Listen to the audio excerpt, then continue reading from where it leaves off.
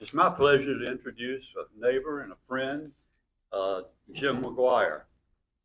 Jim has been a Kingsport resident most of his life. His dad was a doctor and came here and set up practice some years ago. He's a 1983 graduate of Dobbins-Bennett.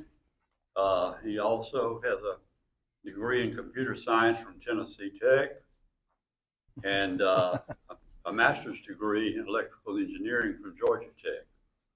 He retired from Eastman after 37 years in information technology. He's married to Cindy Sellers, whom many of us here know. She's a retired Dobbins-Bennett teacher. He's the father of 3 children and 1 granddaughter, and he's a communicant of St. Paul's Episcopal Church. He's had a love for hiking and Appalachian Trail particularly. He's done Appalachian Trail maintenance with 600 volunteer hours, and he was relatively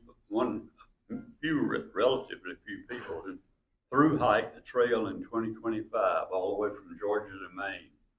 And today he's here to share his experiences on the trail, some expected, and you'll hear some big surprises. So let's welcome to our program here today, Jim McGuire. Thank you. So first when John and then Jim asked me to come speak, they said, okay, so you got about 20 minutes or so. I'm thinking, I could talk for 20 hours. So I've tried to trim some things down. And I look through the room here, and there's so many people I see here that I've known for 40 years, right? So I kind of feel like I'm at home. Let me get this started.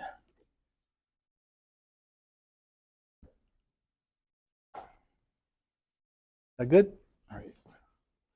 And so although I worked in information technology at Eastman, when I retired 2 years ago, I purposely tried to put all that behind me. So I suspect there's many in here that know an awful lot about the Appalachian Trail, but there's probably a few that don't. So let me just give a little basic information. The Appalachian Trail is a continuous footpath from Georgia to Maine. It's about 2,200 miles. It goes through 14 states, with Virginia being the longest. About 1/4 of the whole trail is in Virginia. And then West Virginia is the shortest. It's only about 7 miles is in Virginia.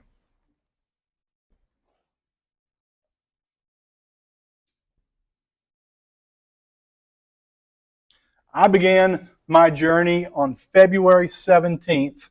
This is at the southern terminus at Springer Mountain in Georgia, part of Amicalola State Park.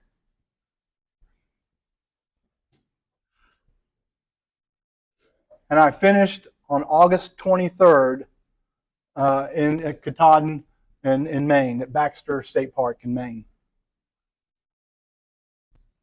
It was an unbelievably scary hike up to the summit there.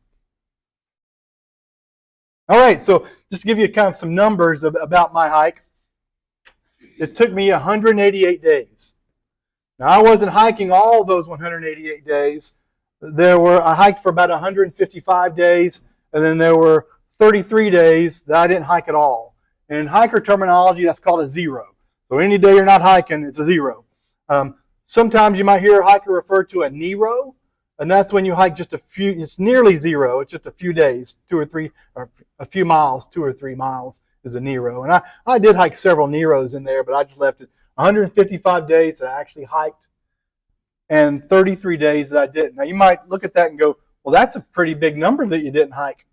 I had to step off trail 3 times for 1 week. One time my brother-in-law, my sister Louise, her husband passed away, and so I needed to step off trail for that. And then my father-in-law rents a house at the beach every year. Some of you probably know Tom Sellers. And it's not a vacation, it's a family reunion. And you don't miss a week of the beach in the Sellers family. So I stepped out of New York and flew down to Litchfield Beach to be with family for the beach week. And then in June, it was my 20th wedding anniversary. So I rented a car and drove south for 6 hours, and my wife Cindy rented a car here and drove north for 6 hours, We met in the middle and celebrated our 20th anniversary. And you know, I don't know that I'm the best husband in the world, but I know that you need to take time out for the 20th wedding anniversary.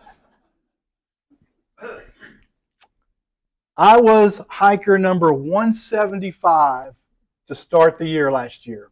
So there were 174 people before me, and I think it ended up around 4,000 people ultimately that through hiked or attempted a through hike last year. But I was 175 when I left in February in Springer. By the time I got to Harper's Ferry, I was 103. And then in Katahdin, you had to register at Katahdin to climb to the summit. I was northbound through hiker 350th. So, you know, I missed 3 weeks of hiking in the second half of the trail, so that explains the big difference between 103 and 350. But there's not a lot of people that finish. Only about 15 to 20% of the people that begin the hike actually finish it. I slept in a tent about 80% of the time. I preferred a tent. It's kind of like my own little oasis. I could get in a tent and the bugs wouldn't bother me and other hikers wouldn't bother me. But about 10% of the time I stayed in a hostel along the way. The Appalachian Trail is just scattered with all these hostels. Some of them are really nice. So nice, in fact, that I'd take Cindy back to, my wife. And some of them, oh my gosh, I can't believe I stepped in that shower. It was that kind of nasty. But about 10% of the time I stayed in a hostel. And then about 10% of the time I stayed in a shelter. And this is a picture of a shelter in Maine. They're actually called lean-tos in Maine. I don't know why they call them lean-tos. It's a shelter. And it's a three-sided building with the roof. Nothing fancy.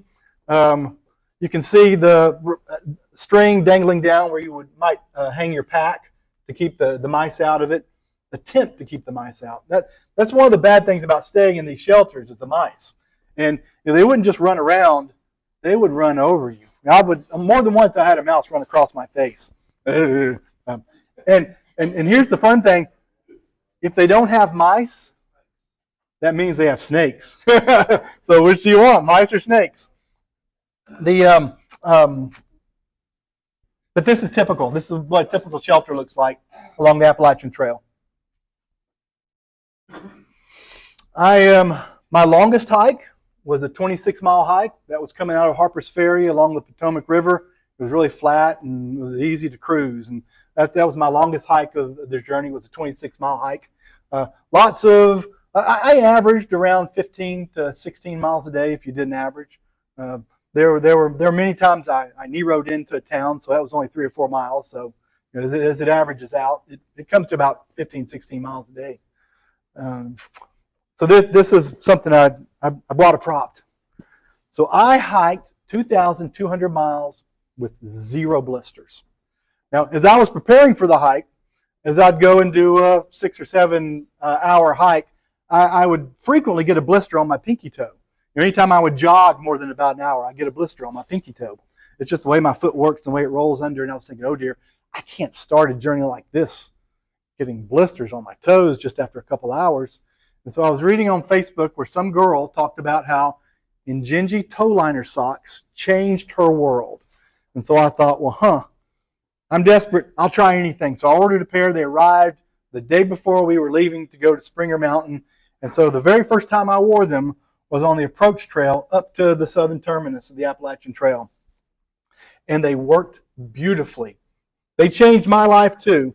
I wore these underneath my Darn Tough socks. And for 2,200 miles, I got 0 blisters. I think that's pretty incredible to hike like that and not get blisters. I lost 50 pounds. And you know, if you think about it, you're carrying your food. And so I'm burning about 8,000 or 9,000 calories a day and only eating about 3. So over time, I lost a ton of weight. Now, I gained it all back. And maybe then some, even a little bit more. But I lost a lot of weight hiking that. You want to lose weight? Go hike the Appalachian Trail. I saw 1 bear. Lots of people talk about all the bears on the Appalachian Trail. I only saw one. It was in Massachusetts. I think it might have been Connecticut. Massachusetts, I think, is where I saw the bear. You know, there's a lot of talk on the Appalachian Trail about did you carry a weapon? You know, I didn't carry a gun. I didn't carry a knife. The closest thing to a weapon that I carried was tweezers. Now, I did have lots of close calls with snakes. Pennsylvania and New York were particularly bad. And it wasn't the little snakes. It was the big monster snakes, that you only see on television. They were scattered all over the rocks in Pennsylvania and New York. And lots of rattlesnakes, as you would imagine. But you knew they were there because they'd buzz and let you know they were there. You could hear the zzz, there's a rattlesnake. It was the copperheads you had to look out for. And frequently, I didn't know they were there until I'd stepped over them. It was several times I'd step right over a big old copperhead and go, oh my gosh. That would have ended my hike. I went through 5 pair of shoes, and I wore trail runners. I didn't wear boots. Although if I had it to do over again, because the rocks were so bad in Pennsylvania and in New Hampshire and Maine, I probably would have switched to a lightweight boot. But I wore trail runners. The coldest night I had was in North Carolina, and it was 11 degrees when I woke up. Brr. Now I had a 0-degree bag, sleeping bag, and so I never got cold at night. But man, taking that tent down with 11 degrees, and that didn't even count the wind chill. That was brutal. And then my hottest night or warmest night was I woke up. This was in New York. I woke up one morning and the thermometer on my backpack was 86 degrees. 86 when you woke up. I sweated all night. Never got that happened pretty frequently in the summer. I wouldn't even crawl in my sleeping bag. I'd just sleep on top. Just a bazillion mosquitoes, especially in New Jersey. I was so worried about the swarms of mosquitoes over me. I thought if I trip and fall, they're going to pick up and carry me away. Millions and millions of mosquitoes. And my base weight, get a lot of questions about how heavy was my pack. So my base weight of my pack for my winter gear was 24 pounds. That's pretty good. And then my summer base weight was 20. The spikes I carried in the winter, my spikes for my shoes, those alone were a pound.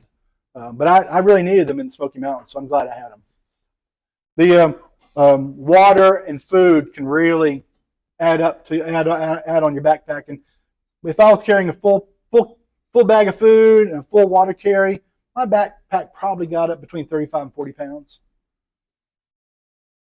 All right.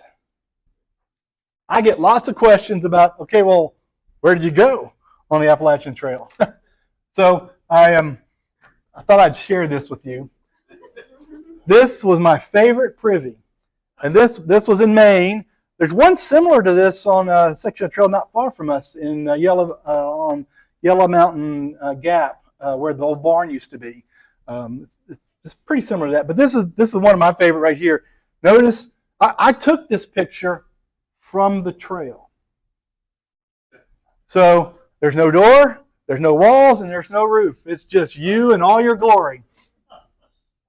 But typically I would use a privy on the second half of the trail. Once they hit Pennsylvania north, I would use a privy. But before I got there, the first half of the trail, because norovirus is so prevalent in the hiking community along the Appalachian Trail, I didn't want to be anywhere near a privy. So I just would dig a cat hole out in the woods.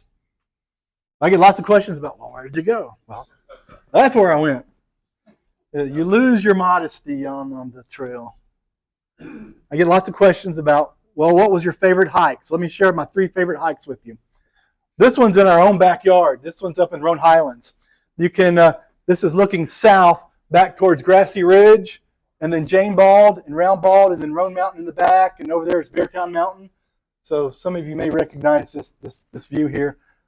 We have the most stunning hike in our own backyard along the whole southern Appalachian Trail. It's right in our backyard. It's the Roan Highlands. That's looking at there's Bradley Gap, and then the back is Big Hump. That's just one of the most beautiful hikes along the whole Appalachian Trail, and it's right in our backyard. This is a picture from Franconia Ridge in the Whites in New Hampshire. As you can imagine, you can see why I enjoy this one so much. You're just hiking along a ridge and views, incredible views on both sides. It's hard to get there though. It's really easy to get to the trail there in the Roan Highlands. It's hard to get right there. You gotta work at it to get up there. but my most favorite hike was over the Saddleback Mountains in Maine. And the way I positioned it to where I camped just halfway up the mountain. So I got up early and I came over the top of the mountain there in Saddlebacks at sunrise. And I still think about that hike as being the most just incredible hike that I did the whole trail. So beautiful. So what was my least favorite hikes? This is in Pennsylvania. The hiker community talks about not Pennsylvania, but Rocksylvania. Well, this is why. So you can see the white blaze right there in the middle of the picture, and the trail goes right up there by the white blaze. What trail? There's no trail there. It's just a rock field. And that's largely the way the hike was in the last 100 miles in Pennsylvania. And I didn't enjoy that at all. That was hard. And it rained most of the time I was there. That was a really difficult hike. But my worst hike was coming off of Mount Washington in the Whites in New Hampshire. The hike up to that point, stunningly beautiful, going through the southern presidentials there. You're along this ridge. It's just beautiful landscape view for hundreds of miles. And like Jim was saying earlier, this is known for the worst weather in maybe the whole world, really, maybe, or certainly the United States. I think the highest wind recording ever on Earth was here. And you can sure enough see on the picture here, my bandana's horizontal, and you can see my cap, my hat is up from the wind. It was very windy. The hike to that point was great, but then the hike down was back into the rock fields down to Madison Hut. They have little huts scattered along the Whites, the national park there. If you can stay there, if you can get a reservation. I did stay at that particular hut, thank goodness, because from the top of Mount Washington, then down to the Pinkham Notch was about a 12-mile hike. It took me 2 days to do it, and it was a miserable hike. Again, the trail is going over these rocks right there. You can see Mount Washington in the background. But that was the trail. And I did not enjoy that at all. I'm used to the nice groomed trails here in the southern Appalachian Mountains. All right, so the first part of my talk is just kind of in general about the Appalachian Trail, my experience. But the second part is how I found God's grace on the Appalachian Trail. And it was a complete surprise to me. I wasn't expecting it. It just hit me in the face as I started hiking. It was, wow. And how do I define God's grace? And I'm no theologian, and I'm not a clergy member. It's just my way of thinking. It's a gift from God, and it's not something that we earn. We don't deserve it. It's not something that we can plan for or buy. It just happens. And I experienced it in the form of something physical like food or a place to stay, emotional strength, the peace or the presence, and community. And I could show you 2 or 3 examples almost every day I was on the trail, but I pulled out a couple to share with you along my journey. In the hiking community, there's this concept called trail magic. And that's when people leave stuff along the trail for hikers to eat, to drink, or just enjoy. It's usually food people are leaving around or water. But it might be, trail magic might be in the form of somebody giving you a ride. It's just a gift that somebody gives a hiker. And this guy right here, his trail name is called Fresh Ground, and he's probably the most famous trail angel. People that give trail magic are called trail angels. And it wasn't long into my hike that I started realizing, wait a minute, this trail magic that they're talking about, I'm experiencing that as God's grace. It's a gift, and I didn't deserve it, and I couldn't plan for it. I couldn't buy it. It just happened. And this is a great example of that. Fresh Ground has this van you can see in the background, and he drives around the February, March, and April in the southern part of the Appalachian Trail, just pulling in, and you don't know where he's going, so you can't plan for it. He just finds a trailhead and opens up and starts cooking, and any hiker that comes through, he feeds. Actually, anybody that shows up, he'll feed. You don't have to be a hiker. If you just walk up and say, "Hey, Fresh Ground, what you doing? Sit down here, I'll feed you." And sure enough, I mean, it was. And let me tell you what, when you've been out in the woods for 5 days, and you're surprised at a trailhead with a fresh cooked meal, man, it is good. This was a Chilean stir fry thing he served me in Georgia. And then I encountered him again.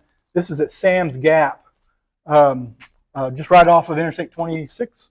And it was pouring rain that morning, and it was 35 degrees. Oh, man, the worst possible weather you can imagine. And he's set up cooking scrambled eggs, bacon, pancakes, and had fresh coffee for any hiker coming through. Now, I mean, and he would not accept a donation. And sit down, rest, here's a cup of coffee, I'll have your eggs ready in just a minute. How nice is that? I encountered this kind of kindness almost on a daily basis. So, lots of examples. I could show you hundreds of examples of people giving me food, but here's an example of a gift of shelter that I received at St. Barnabas in Vermont. It was right at the state line between Vermont and New Hampshire at Hanover. In Hanover, you've got Dartmouth, and so everybody's coming to visit, and all the hotels are full. And if I wanted to stay at a hotel that night, and I did, I wanted to get some rest before I entered the Whites. The Whites is my next big thing that I tackled after Vermont. I wanted some rest. I needed some rest. And I did not want to pay $500 for a hotel room. And there were no hostels there that I could find. But St. Barnabas Church, right along the trail, said, "Hey, you can come sleep in our basement if you want." So I spent 2 nights in the basement of St. Barnabas Church. Didn't cost me a thing. How nice was that? Of course, I left a nice donation, but they didn't ask for it. They didn't ask for it. God's grace. I view that as part of a gift. I didn't deserve it. I couldn't plan for it or schedule it. It just happened.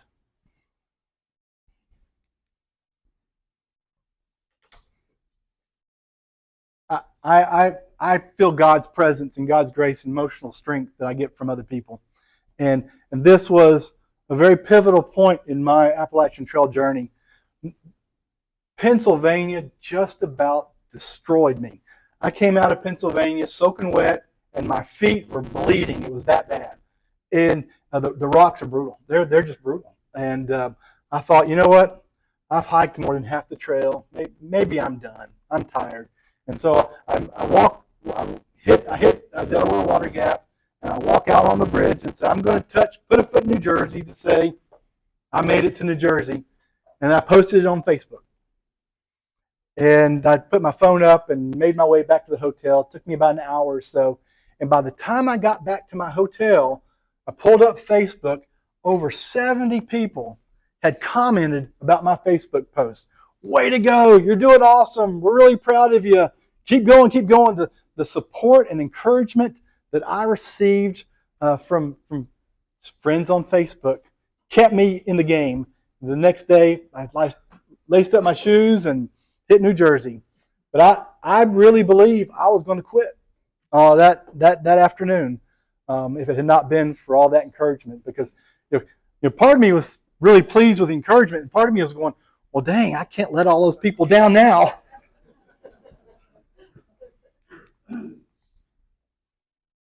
I don't experience it as much as I would like to, but every now and then, I'm sure you've experienced. You find yourself somewhere that's quiet, you're alone, and it's just an overwhelming feeling of goodness and support that you have. And I experienced that coming over the Saddleback Mountains in Maine at that sunrise I had, and I really felt God's presence at that moment. Felt like it was part of God's grace that I was receiving on my trail journey.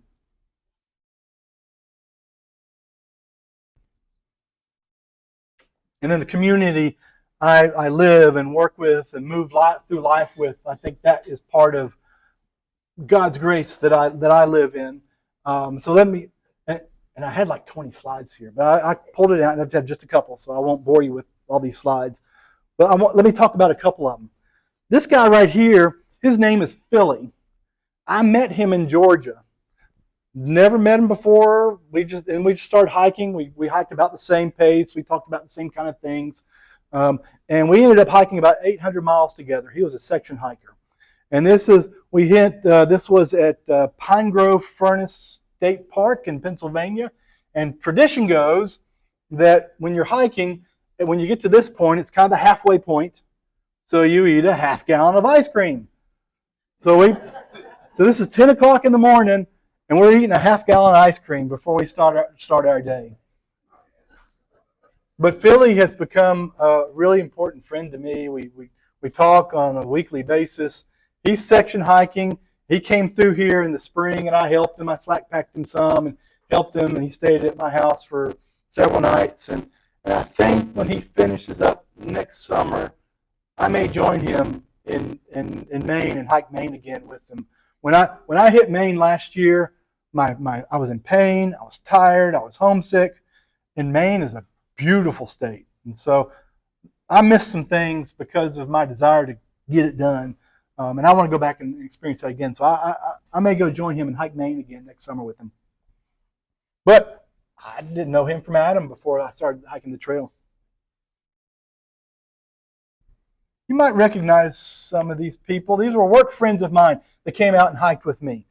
Ed Montgomery, Dave Rivnak, Matt Looney. And this was my team at Eastman that met me in, this was at the Beauty Spot up above Irwin. And that was my team fed me in Damascus and then hiked out Damascus with me a couple miles.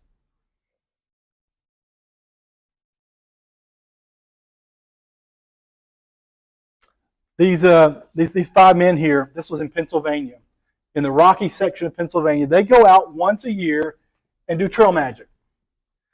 I'd had a really rough morning. I'd fallen. And you can imagine rocks that are wet or slippery. Well, and sure enough, I fell and cut both my knees. And I was sweating. It was really hot. And so, when you're sweating and bleeding, it looks bad. It looks a lot worse than it really is. But my legs were covered with blood. So I walked up to their trail magic spot with my legs covered with blood. And this guy puts his arm around me and says, okay, come on. You're going to sit right here in the chair and I'm going to clean you up. And sure enough, he put on some gloves and cleaned my legs up, all the blood, and then fed me a delicious meal and all the Gatorade I wanted and sent me on my way with a to-go lunch. I have no idea who they are. I could not name them to you. It was just a group of men along the road that cleaned my wounds and sent me on my way. But they were having a good time, though. They were having a great time. And then my cousin flew up. Cousin's the shorter guy there. He's actually about 5 inches taller than me, but he was kneeling in that picture. Philly and I were standing, and he was kneeling. Anyway, he flew up and hiked with me for 4 or 5 days in Vermont.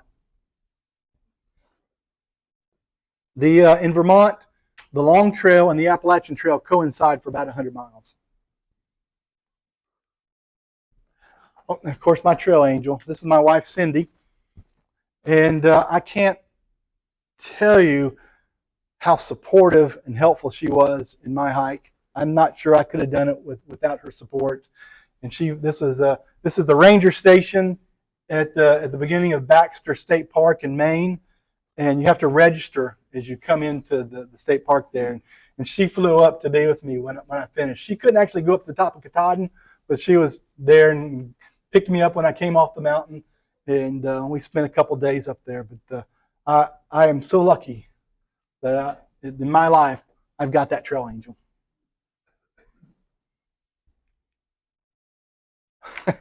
And check out this picture. My goodness, I was so lucky. This is my last slide. This is at McAfee Knob in Virginia, not far from Roanoke. I suspect many people have been there. And it's the most photographed spot on the Appalachian Trail. And I was able to get that picture. How awesome was that? Anyway, the guy that took this picture, this was his, I think he said, 153rd sunrise at McAfee Knob. And since he had been up there so much, he'd taken lots of people's picture, right? Well, he knew a special spot to stand and it was off the main plateau there, the main rock slab. He stepped down about 3 feet below, and so he was kind of looking up a little bit, so you get kind of more of the horizon in that picture. And it turned out really beautiful. It's a beautiful shot, and I really cherish that picture.